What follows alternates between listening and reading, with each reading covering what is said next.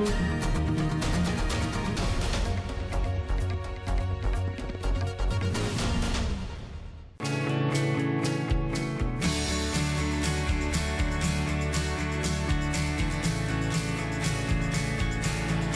welcome to They Decides. It's our brand new election show and we're going to be travelling on bus routes from Jaipur towards East Rajasthan, also towards Ajmer, traversing as many Lok Sabha constituencies as we can. We want to know what's on the voters' mind, what are the issues that they're thinking about, and of course, how will it inform their vote. So we begin our journey right here from the iconic Hawa Mahal behind me. It's a local bus stop and we're going to be heading out of Jaipur from here. So let's get started.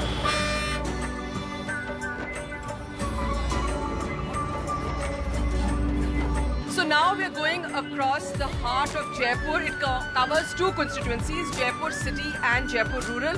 Well, what are the issues on voters' minds? Let me start by asking this lady right here. बहन जी नमस्ते, क्या नाम है आपका? मंजू देवी। कहाँ जा रहे हो आप अभी? आमेर। आप ग्रामीण इलाके में रहते हो, शहर में रहते हो? वहाँ की क्या जरूरत है? तो ग्रामीण इलाके में तो रहते हैं, यहाँ शहर में।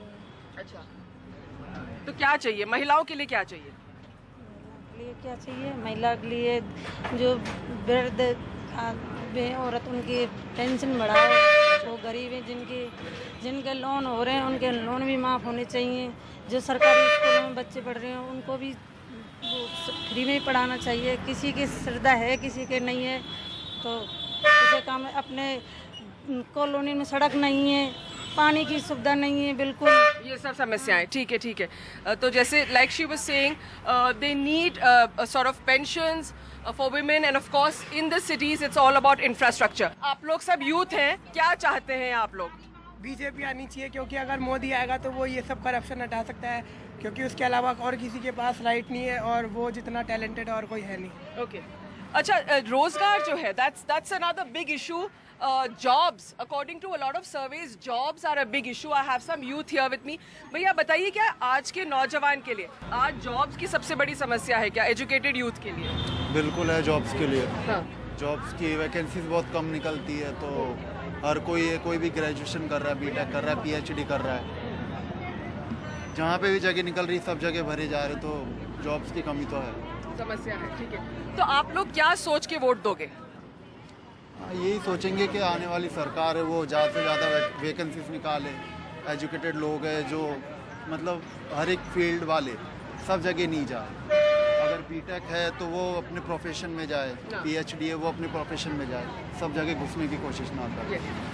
ये आप कह रहे हो बिल्कुल सही है, क्योंकि कई जगह हमने ये भी देखा है कि जो बीटेक है ये है वो चपरासी तक के जॉब के लिए लाइन लगा रहे हैं। राइट? हाँ बिल्कुल। अभी जो अपने नगर निगम में जगह निकली, सब लोग जितने भी ग्रेजुएशन है हर एक फील्ड के सब ने उसमें अप्लाई किया, तो ये सही नहीं है। So it's about jobs for the youth. आप बताइए। मैम, सबसे बड़ी समस्या यहाँ पे बेरोजगारी की है। गवर्नमेंट मतलब जॉब्स के लिए निकालती हैं बट रिक्रूटमेंट्स पूरे होते नहीं हैं। कभी एग्जाम्स कैंसिल हो जाते हैं, कभी पेपर आउट होते हैं, कभी लेट होता है। जैसे इस टाइम पे राजस्थान में एलडीसी की जॉब हुई थी पर उसकी रिक्रूटमेंट अभी तक भी फुलफिल नहीं हुई है, उसको 6 महीने से ऊपर होने वाला है। सबसे बड़ी समस्या राजस्थान की बेरोजगारी है। Very good. So great point by that lady here. It's all about jobs, is like what she was saying. So it really is all about jobs. Well, we are now finished our bus ride here from Jaipur out towards Amer. So we've actually gone from one Lok Sabha constituency, that is Jaipur City, and we are now heading into Jaipur Rural. We're going to be bringing you lots more voices on these bus routes that we are traveling on, trying to get a sense of what the voter is thinking about.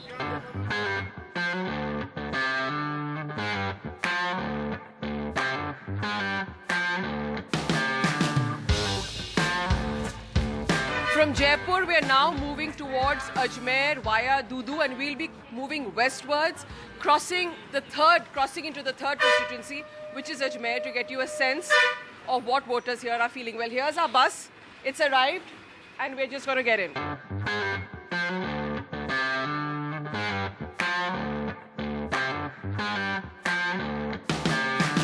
Well, this bus is now going from Dudu, crossing Ajmer, and has also got people on board who are going even to Nagaur. So that really covers almost 3 Lok Sabha constituencies. क्या मुद्दे हैं, किसान क्या चाहता है, आप किसान है क्या? हम तो कांग्रेस था वहाँ भाई, क्यों?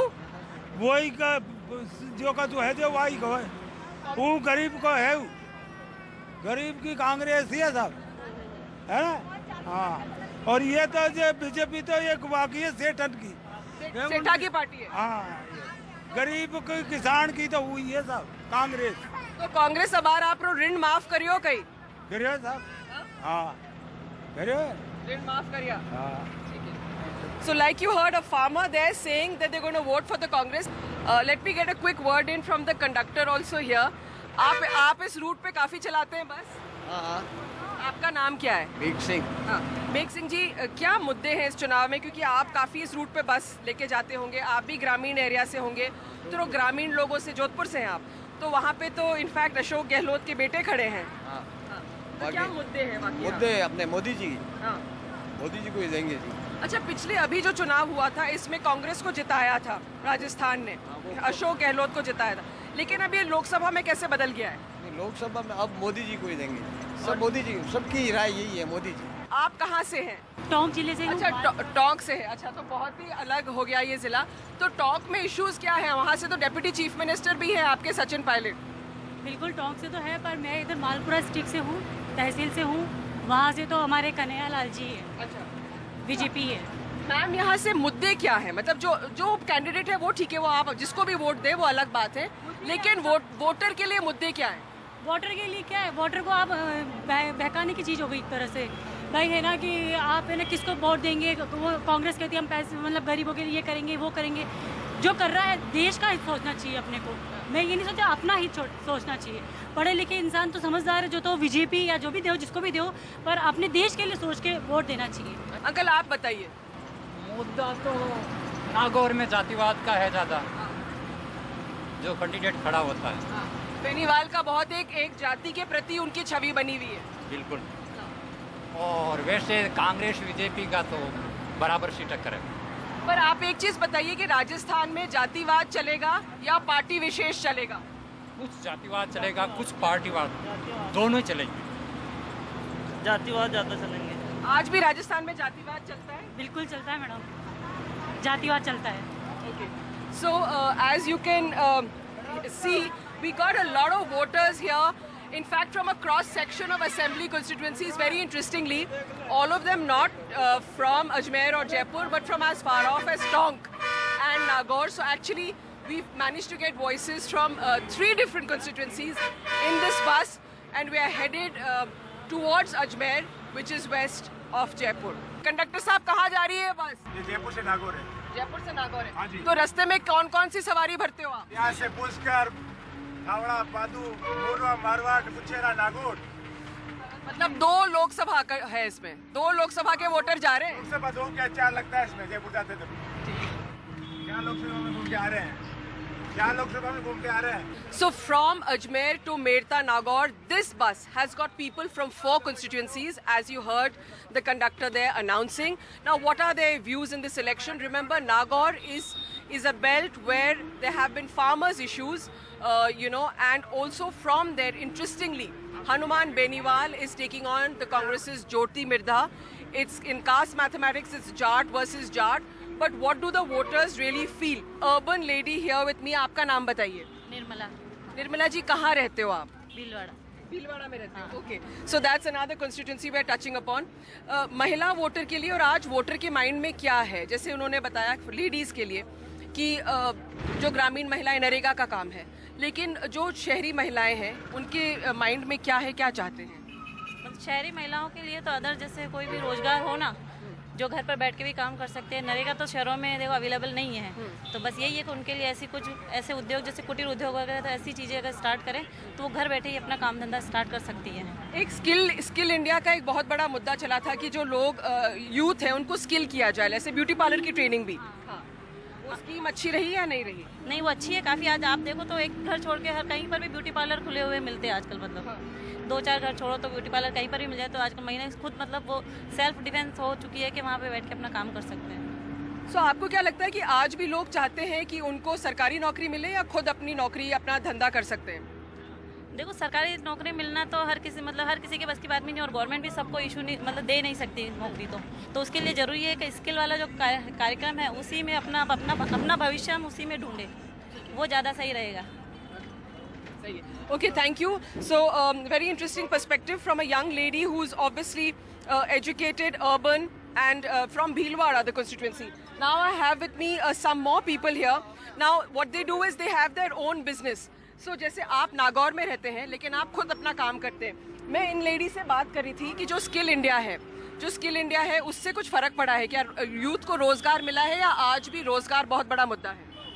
नहीं, यूथ को तो रोजगार अपने दम पर ही मिलता है, ठीक है ना। बाकी अल्पसंख्यकों के लिए तो बहुत मुश्किल भरा रहा है ये 4-5 साल, क्योंकि स्कॉलरशिप मिलना बहुत ही मुश्किल हो गया अल्पसंख्यकों के लिए। क्योंकि पहले पढ़ाई में भी स्कॉलरशिप मिलती थी, वो अब नहीं मिल पा रही, बहुत मुश्किल से मिल पा रही, क्योंकि बीजेपी सरकार ने बजट घटा दिया है अल्पसंख्यकों के लिए, इसीलिए। और यही सबसे बड़ा मुद्दा है कि अल्पसंख्यक तो तरक्की कर ही नहीं पा रहे, उनको स्कॉलरशिप भी नहीं मिल पा रही। तो इसलिए इनका वोट फिर कांग्रेस की तरफ जाएगा? मेरा तो वोट कांग्रेस को ही है। आप बताइए, जैसे उन्होंने कहा कि जो अल्पसंख्यक है उसको लेकर एक तरह की जो राजनीति, उन्होंने कहा कि हमारे को स्कॉलरशिप्स नहीं मिल रहे हैं, बजट घटा दिया है, तो क्या ये आप लोग रोजमर्रा की जिंदगी में ऐसे कोई प्रॉब्लम्स फेस करते हैं? आपका नाम बताइए। मोहम्मद इकबाल नाम है मेरा। ऐसे रोजमर्रा की ज़िंदगी में देखा जाए तो बहुत सी कठिनाई आ रही है। बीजेपी सरकार आने के बाद हर चीज़ में महंगाई बढ़ चुकी है, और भी रोज़गार में देखा जाए तो जो आज के पढ़े लिखे जो युवा हैं वो दर दर भटक रहे हैं, और गवर्नमेंट कह रही है कि हमने विज्ञप्ति निकाली है नौकरियों की। ऐसा कुछ भी नहीं है, वो सिर्फ अपनी राजनीति कर रहे हैं और कुछ नहीं कर रहे हैं। जनता का किसी तरह से कोई फ़ायदा नहीं कर रहे हैं। क्या अलबत्त जनता उल्टी परेशान हुई है यहाँ बीजेपी सरकार में, क्योंकि हर चीज़ में महंगाई बढ़ गई है और घर का खर्चा चलाना बहुत मुश्किल हो गया। आज के टाइम में चल जाता था, आज 25,000 में भी नहीं चलता घर का खर्च, पहले 10,000 में ही चल जाता था। तो आपको क्या लगता है, जो नागौर बड़ी टिपिकल सीट है, वहाँ पर जातिगत जो राजनीति है वो हावी रहती है, so is it going to be caste mathematics या कुछ और रहेगा वहाँ पे?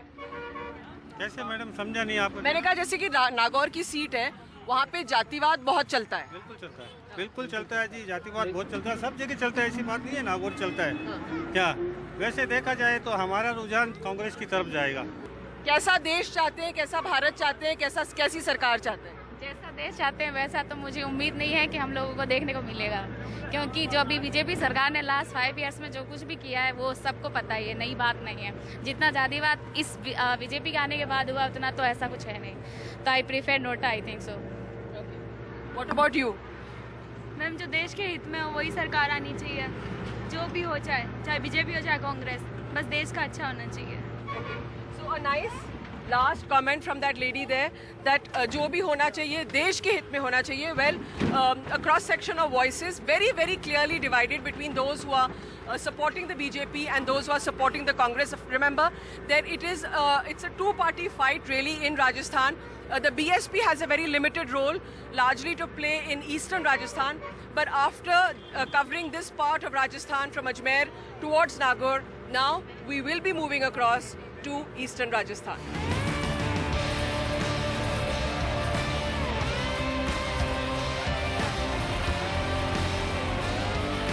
बस कहाँ से कहाँ जाएगी? तो इसका मतलब ये दौसा लोकसभा क्षेत्र यहाँ पे आएगा, आपका पड़ेगा, है ना?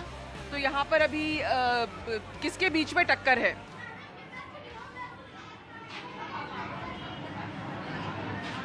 टक्कर तो यहाँ अभी एक ही है, कांग्रेसी प्रत्याशी उम्मीदवार है। और अच्छा ठीक, चलिए हमको 2 टिकट दे दीजिए।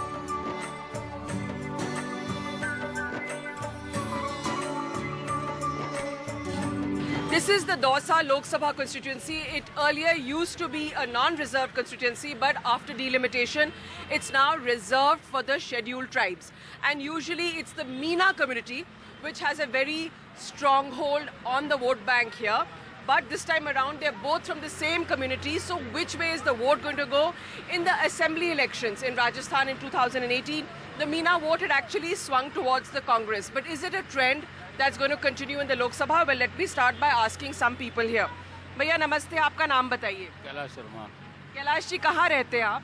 गोला का वास। अच्छा, तो ये मतलब दौसा लोकसभा में आता है? हाँ, दौसा लोकसभा। अच्छा, हमने अभी देखा था कि 2018 दिसंबर में जो ट्रेंड था वो कांग्रेस का था, लेकिन अब लोकसभा में क्या लगता है आपको, वही ट्रेंड रहेगा या बदलेगा?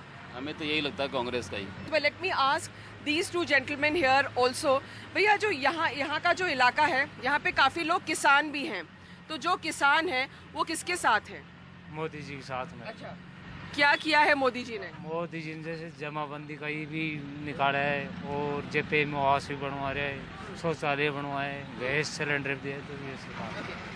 So very interestingly, he says Jamabandi. That means land records. जो land records हैं, they are all available actually online, and that's something which has really helped farmers here. आप परिवार वालों से पूछ के देते हो या अपने आप देते हो वोट? परिवार से पूछ के देते हैं, परिवार जहाँ देते हैं जहाँ आप देते हैं। देते हो, ठीक है। पर सबको अब मतदान करने में सब लेडीज आगे आती है? हाँ, तो परिवार से पूछ के भाई जहाँ देगा परिवार जाए हम देते हैं। तो इस बार क्या चर्चा चल रही है, कुछ चर्चा हुई है क्या?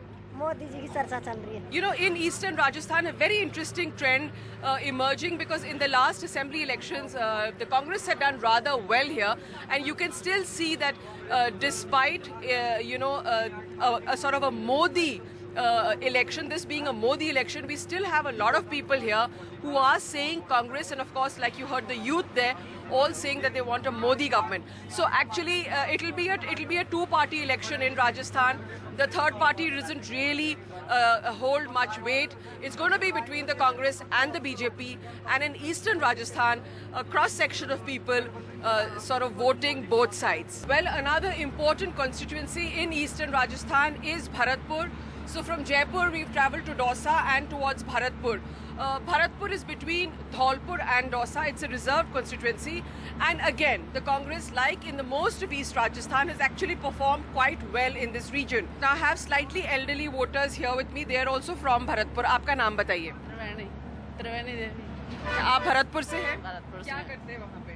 गाँव घर पर ही रहती हूँ, गृहस्थी करते हैं। अच्छा, तो क्या महिलाएं क्या चाहती है? जैसे अभी हर घर में टॉयलेट्स बन गए हैं, महिलाओं के लिए काफी कुछ हुआ है, क्या चाहते हैं आप? काफी कुछ हुआ है, टॉयलेट वगैरह सब कुछ बने हैं। हाँ। मोदी को वोट देंगे। अच्छा, तो भरतपुर में भी ये चल रहा है? हाँ।